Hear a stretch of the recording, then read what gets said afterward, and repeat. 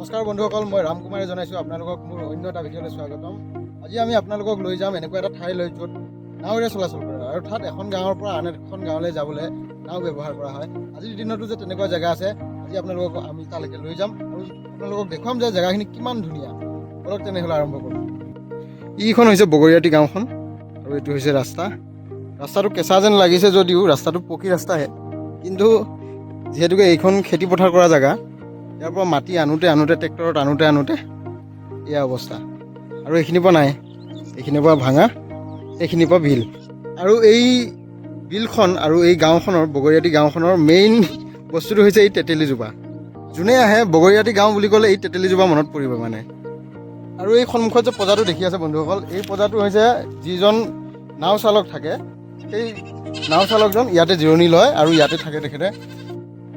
আমি বিচিত্ৰ আৰু মই আজি নাওত উঠিম আৰু দেখুৱাম আপোনালোকক যে নাও ভাড়া কিমান লয় আৰু নাওত গৈ কেনেকুৱা লাগে, বিলখন কিমান দ আছে, চব গাঁও নাও এজনৰ লগতো কথা পাতিম। আজি আপোনালোকৰ লগতো চিনাকি কৰাই দিম নাও এজন কেনেকুৱা। বলক, আহি পাইছোঁৱে প্ৰায় সেইখনেই বিলখন দেখাই দিয়া। এইখনেই সেইখন বগৰীয়াটি বিল, আৰু ইয়াত 12 মাহে পানী থাকে। এইকেইটা বাঙি মাছ দুটা, এইটো চুঙাৰ পৰা মাৰিছে ককাইদেৱে।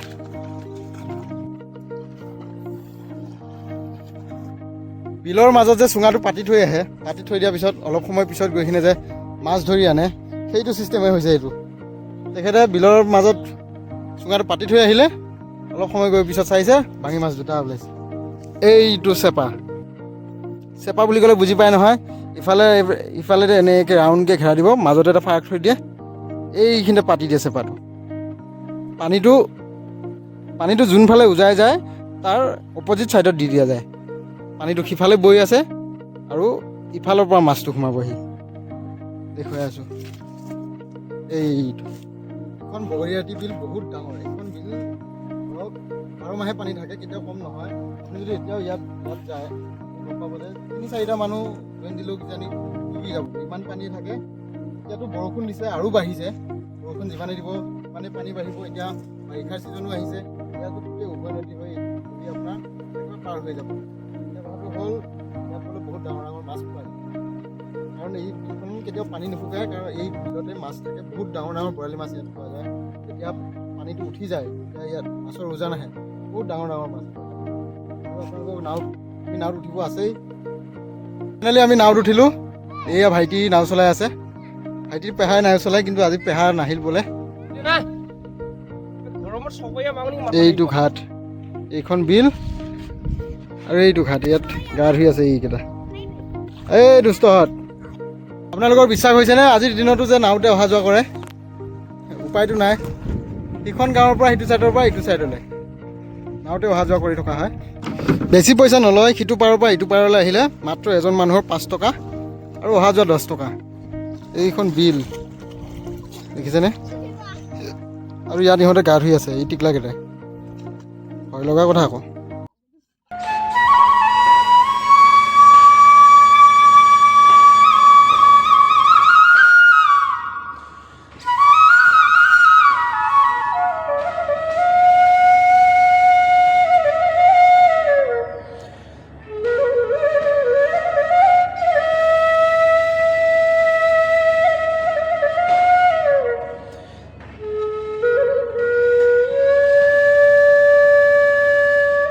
বিলৰ পাৰত এইটো চৌকা দেখিছে?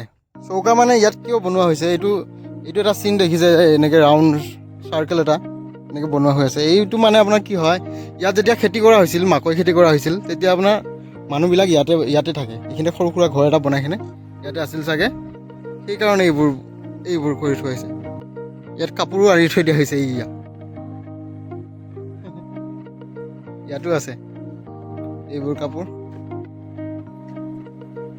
আপোনালোকে যদি কেতিয়াবা মৰিগাঁৱলৈ আহে, এনেকুৱা ঠাই চাম বুলি ভাবে, তেনেহ'লে মোক কণ্টেক্ট কৰিব। আপোনালোকক লৈ আহিম এনেকুৱা ঠাইত, কি ধুনীয়া পৰিৱেশ আপোনালোকক দেখুৱাম। পাগল হৈ যাবগৈ, দেখিলেই ক'ব বাহ, সঁচাকৈ চাবলৈ আহিছিলোঁ এটা ঠাই। সকলোৱেতো গুৱাহাটী চাবলৈ গৈয়ে থাকে, এনেকুৱা জেগাও চাবলৈ আহিব, শান্তি পাব। মানে কি হ'ল, যিজনে ৰিয়েলি নাও চলায়, মানে সঁচাকৈ সদায় নাও চলায়, সেই মানুহজন তাৰমানে আজি নাই।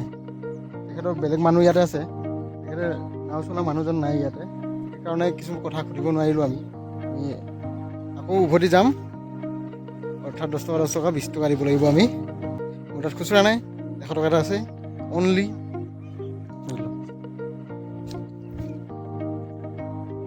পাৰি টিকলা যাব বোলে এইবাৰ। হা গা ধুবা, গা ধুই পাৰ কৰি থৈ আহিবা। চাইকেলখন বৰ ডেঞ্জাৰ ষ্টাইলৰ। ইয়াৰ বোলে 10 টকা উঠি গ'ল। এই টিকলা, তই গা ধুই থাকোঁতে গ'ল তোৰ। হা 10 টকা উঠি যায়। আমাৰ এই হিৰো যাব এইবাৰ।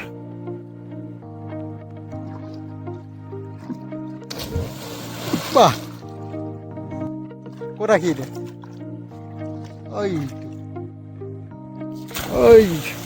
এইটো অৱস্থা চাম। তই কি কৰি আছ ইয়াত? এই অৱস্থা দেখিছেনে? এইফালে নদীত গা ধুই সি ইয়াত লেতেৰা হৈ আছে।